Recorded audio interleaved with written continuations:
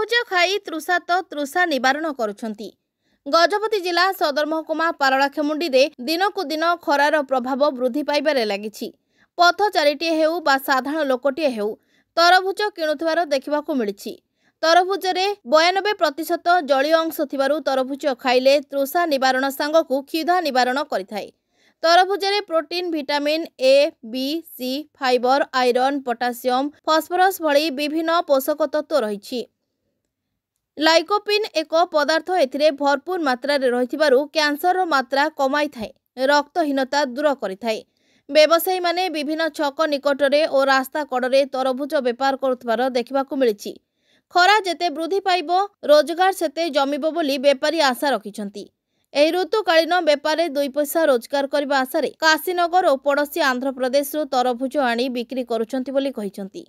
खरा जेते बढ़िब बेपार सेते परिमाण में बढ़िब बोली बेपारी प्रकाश करिछंती। विशेषकर छात्र छात्री सहर को आसुथिबा पथचारी और गृहिणी माने तरभुज किणी नेउछंती।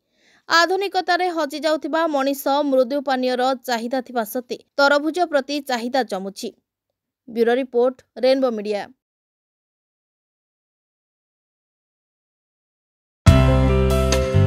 Please watch current updates in Rainbow Digital.